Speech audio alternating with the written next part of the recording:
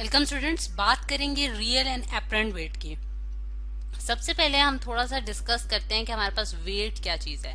Students, wait जो है जैसे कि हम जानते हैं एक फिजिकल क्वांटिटी है जिस जो कि हम एक वेट मशीन जिस तरह से हमारे पास होता है स्प्रिंग बैलेंस, उसके जरिए हम इसकी मेजरमेंट करते हैं। यानी कि with the help of spring balance जो है वो आप वेट को मेजर कर सकते हैं। किसी भी ऑब्जेक्ट का जो वेट है वो मेजर किया जा सकता है। अब हमारे पास वेट जो है उसका मतलब कि वो होता क्या है और वो किस चीज का नाम है। तो हम ये जानते हैं स्टूडेंट्स कि हमारे पास अगर हम अर्थ की बात कर रहे हैं स्टूडेंट्स, तो अर्थ के अराउंड जो है उसकी एक ग्रेविटेशनल फील्ड है। यानी कि वो फील्ड जिसके अंदर ग्रेविटी जो है वो एक्ट करती है। और ग्रेविटी क्या है स्टूडेंट्स? जिस एक फोर्स है जो कि हर बॉडी को अपने सेंटर ऑफ मैस यानी कि अर्थ के सेंटर की तरफ जो है वो अट्रैक्ट करे। यानी कि कोई भी बॉडी जो कि अर्थ के ऊपर लाई करती है या फिर अर्थ की सरफेस के ऊपर लाई करती है, वो जो है वो उसके पे एक ग्रेविटेशनल पुल लग रही है जिसे हम कहते हैं जी।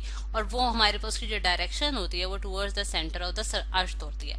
अच्छा, अब अगर हम देखें स्टूडेंट्स की वेट जो है वो हमारे पास क्या होगा, यानी कि डब्ल्यू जो है वो हमारे पास एक पुल है जो कि अर्थ एक्ट कर रहा है उसके ऊपर, जो और किसी भी ऑब्जेक्ट के ऊपर। बिल्कुल इसी तरह कि अगर हमारे पास यानी कि वो फोर्स, हम ये कह सकते हैं कि हमारे पास फोर्स वेट जो है किसी भी ऑब्जेक्ट का उतना होगा जितनी उसके ऊपर फोर्स ऑफ ग्रेविटेशन एक्ट कर रही होगी। ठीक है, यानी कि अगर वो अर्थ के ऊपर पड़ा हुआ है तो अर्थ की ग्रेविटेशनल पुल के मुताबिक उसका वेट जो है वो एक्ट करेगा। ठीक है, अच्छा, ग्रेविटेशनल पुल के मुताबिक होगी फोर्स ऑफ ग्रेविटी। ठीक है, अच्छा, यहाँ मैं इसकी जगह फोर्स ऑफ ग्रेविटी लिख देती हूँ। ठीक है, GRAVITY। ठीक है, अच्छा, अब इसी तरह अगर हम देखें स्टूडेंट्स कि अगर यहाँ तो मैंने अर्थ की बात की, अगर हम मून की बात करें तो मून पे भी इस तरह होगा कि जितनी मून की ग्रेविटेशनल पुल होगी उतना ही उस ऑब्जेक्ट का वेट होगा मून के ऊपर।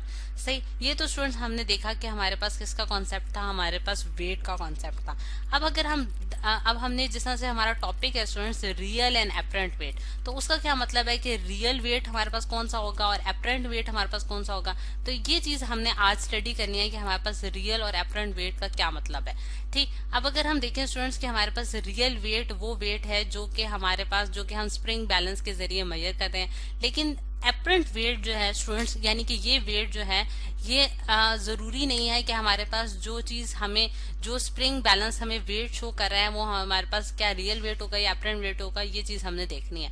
अब हम जिस तरह से मैंने अर्थ की ग्रेविटी की बात की थी स्टूडेंट्स, क्या अर्थ के अराउंड एक ग्रेविटेशनल फील्ड एक्ट करती है। लेकिन जब हम स्पेस में चले जाते हैं यानी कि स्पेस में हम बात करते हैं तो हम कहते हैं स्पेस में जो बॉडीज हैं वो वेटलेस हो जाती हैं, यानी कि उनका कोई वजन नहीं रहता। अब वो भी उसकी भी रीजन यही है क्योंकि वहां ग्रेविटेशनल पुल एक्ट नहीं कर रही होती अर्थ की, इस वजह से वो बॉडीज जो हैं वो वेटलेस हो जाती हैं।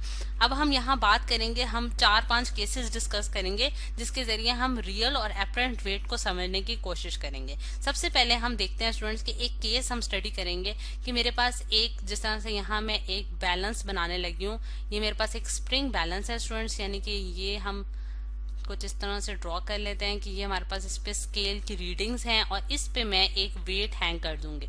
ठीक है, अब ये वेट जो है स्टूडेंट्स, इसको मैं जो है इसका जो वेट है वो डाउनवर्ड डायरेक्शन में कर रहा होगा और उसे मैं W से डिनोट करूंगी। और इसको मैंने अटैच जिसके साथ किया स्टूडेंट वो एक स्प्रिंग है। ठीक है, यानी कि उसको मैं ग्रीन कलर से शो करने जा रही हूँ। ये जो ग्रीन है ये हमारे पास एक स्ट्रिंग है और उसको मैंने एक वेट उसके साथ मैंने हैंग कर दिया। अब जैसे कि हम जानते हैं स्टूडेंट कि जब हम स्प्रिंग के साथ कोई भी वजन अटैच करते हैं तो उसमें एक स्ट्रेच प्रोड्यूस होता है जिसे हम क्या कहते हैं, टेंशन। यानी कि जो खिंचाव उस स्ट्रिंग के अंदर प्रोड्यूस हुआ है उसको हम टेंशन का नाम देते हैं। और टेंशन जो है स्टूडेंट्स वो वेट के हमेशा ऑपोजिट एक्ट कर रही होती है। अब अगर हम ये जो मेरे पास पूरा एक सिस्टम है स्टूडेंट्स, इसको एट रेस्ट की पोजीशन पे देखती हूँ मैं, एट रेस्ट। ठीक है, यानी कि एट रेस्ट का क्या मतलब है, ये मेरे पास केस नंबर 1 है जो मैं स्टडी करने जा रही हूँ। केस नंबर 1 में क्या है कि ये जो मेरे पास पूरा सिस्टम है ये एक इसके सराउंडिंग्स में जो भी चीज है वो समझते कि हमने इसको मूव नहीं करवा रहे, हम इसको एक स्टेबल पोजीशन पे रखे हुए हैं। ठीक है, जब ये स्टेबल पोजीशन में होगा स्टूडेंट्स तो इसके ऊपर जो फोर्सेज एक्ट कर रही होंगी वो क्या होंगी हमारे पास, उसको हम किस तरह से लिखेंगे। जिस तरह से मैं देखती हूँ T minus W is equal to MA, और M है हमारे पास क्या है, फोर्स। यानी कि ये चीज मेरे पास क्या है, फोर्स। फोर्स यानी कि force F is equal to ma according to Newton second law हमने पढ़ रखा है। तो जो तमाम फोर्सेज इसके ऊपर एक्ट कर रही हैं वो किसके बराबर है, T माइनस W के। अब यहाँ मैंने T को पॉजिटिव लिखा है और W के साथ मैंने नेगेटिव साइन डाला है। इसकी क्या वजह है वो भी मैं आपको बता देती हूँ। स्टूडेंट हमारे पास एक्सिस हैं यानी कि x और y एक्सिस, ठीक है। अगर हम y एक्सिस की बात करें तो अपवर्ड डायरेक्शन में पॉजिटिव y एक्सिस होता है और डाउनवर्ड डायरेक्शन में हमारे पास नेगेटिव y एक्सिस होता है। इसी तरह हम जो राइट साइड पे x एक्सिस पे जो हम टर्म्स लेते हैं वो पॉजिटिव x एक्सिस में आ जाती हैं हॉरिजॉन्टल पोजीशन में, और इसी तरह नेगेटिव x एक्सिस जो है वो इसकी लेफ्ट साइड पर आ जाएंगी टर्म्स, ठीक। ये अकॉर्डिंग टू अगर हम इसके देखें एक्सिस के तो हम देखते हैं कि t जो है वो पॉजिटिव y एक्सिस की डायरेक्शन में है और W जो है वो नेगेटिव y एक्सिस के डायरेक्शन में। इसी वजह से मैंने उसका नेगेटिव साइन डाला है क्योंकि ये हमारे पास एक वेक्टर क्वांटिटीज हैं।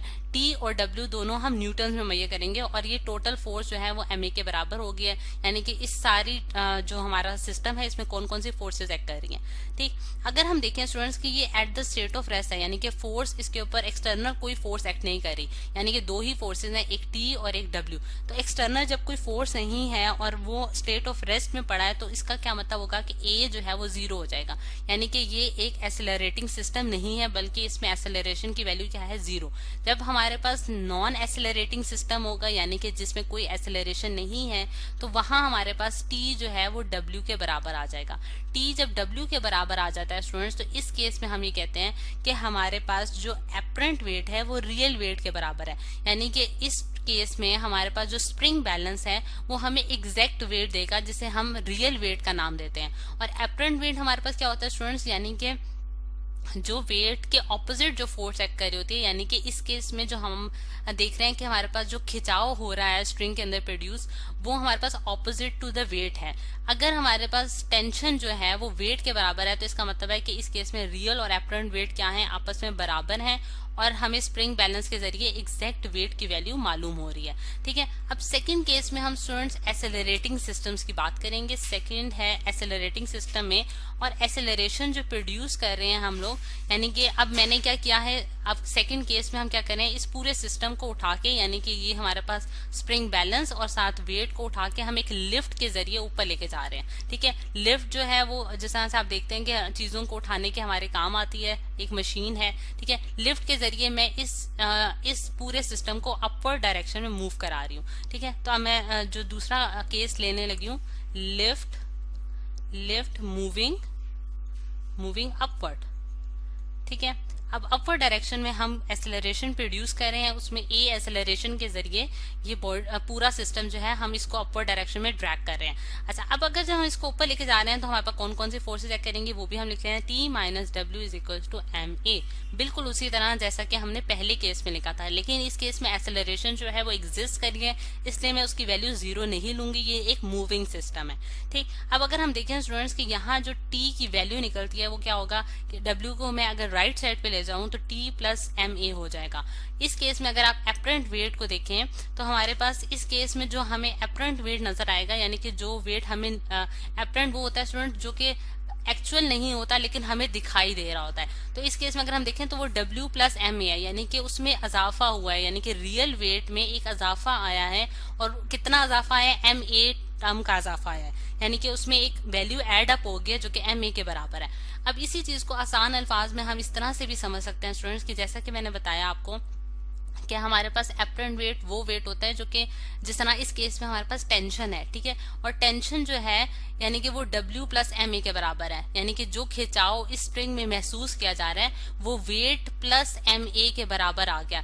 जब आप इस पूरे सिस्टम को लिफ्ट के जरिए ऊपर लेके जाएंगे तो इस स्प्रिंग में जो है एक तो खिंचाव वेट की वजह से प्रोड्यूस होगा और दूसरा खिंचाव जो उसमें एक चीज टर्म ऐड हो रही होगी वो इस पूरे सिस्टम का जो है वो मूव करना भी है, जो कि उसके ऊपर जो फोर्स लग रही है, जिस फोर्स के जरिए हम इस पूरे सिस्टम को मूव कर रहे हैं वो F is equal to ma के बराबर आ रही है। तो इस वजह से वो टर्म जो है वो उसमें एड अप हो गया और हमें जो है वो उसकी वैल्यू में एक इंक्रीज नजर आया है, ठीक। अब अगर हम एक और केस लेते हैं कि इसी जो है थर्ड केस जो हम स्टडी करने जा रहे हैं जिसमें हमने लिफ्ट को ऊपर नहीं लेके जा बल्कि लिफ्ट को हम नीचे लेके जाएंगे, ठीक है। यानी कि हम थर्ड केस डिस्कस कर रहे हैं जिसमें हमारे पास जो लिफ्ट है वो डाउनवर्ड डायरेक्शन में मूव करेगी।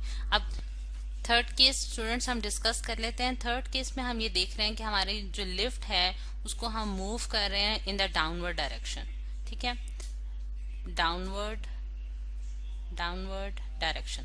अच्छा, अब अगर जब हम लिफ्ट को डाउनवर्ड डायरेक्शन में मूव कराएंगे स्टूडेंट्स, यहाँ जिस तरह से अगर मैं लिफ्ट को डाउनवर्ड डायरेक्शन में मूव कराऊं तो उस केस में हमारे पास जो वेट, जो एपरेंट वेट होगा, हमारे पास क्या होगा, उसकी हम इक्वेशन लिखते हैं, यानी कि W, यहाँ मैं ब्लू कलर से लिख देती हूँ equation, W minus T is equal to M ए।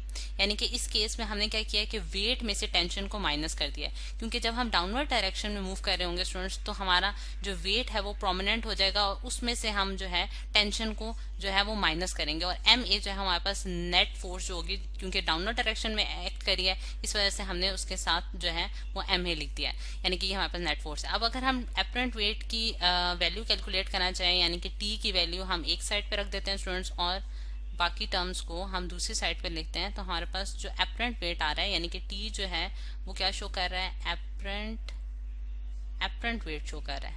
ठीक, एपरेंट वेट, और ये हमारे पास जो है ये हमारे पास क्या था, रियल वेट।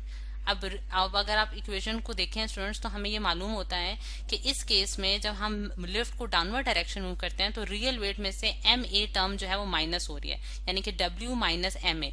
तो इसमें हमें क्या होगा कि हमें जो हमारा जो स्केल पे जो रीडिंग आएगी वो रियल वेट से कम आएगी, यानी कि उसमें कुछ वैल्यू जो है वो डिक्रीज हो जाएगी। और कितनी वैल्यू डिक्रीज हो जाएगी, एम ए वैल्यू डिक्रीज हो जाएगी, यानी कि हमें जो चीज है, हमारा जो ऑब्जेक्ट है वो हल्का महसूस होना शुरू होगा। और ये इस तरह से स्टूडेंट्स हम एक और केस भी स्टडी कर सकते हैं, यानी कि जो फोर्थ केस है हमारे पास, लास्ट केस जो कि हम स्टडी करना चाह रहे हैं वो है फ्रीली फॉलिंग ऑब्जेक्ट्स के लिए, यानी कि ऐसी बॉडीज जो कि एक्सेलरेशन ड्यू टू ग्रेविटी की वजह से मूव करती हैं, उन्हें क्या हम कहते हैं, फ्रीली फॉलिंग ऑब्जेक्ट्स। अगर फ्रीली फॉलिंग ऑब्जेक्ट्स देखें, क्योंकि हम उससे जो लिफ्ट है वो डाउनवर्ड डायरेक्शन मूव करेगी with acceleration due to gravity, इस केस में हमारे पास ए जो है वो जी के बराबर होगा।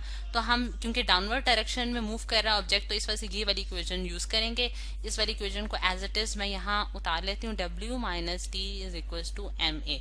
और यहाँ से अगर हम एपरेंट वेट की वैल्यू निकालें, यानी कि T is equal to W minus M A, और A क्योंकि G के बराबर होगा फ्रीली फॉलिंग ऑब्जेक्ट्स के लिए, तो इस वजह से मैंने उसकी वैल्यू को रिप्लेस करूंगी विद A को G की जगह लिख दूंगी।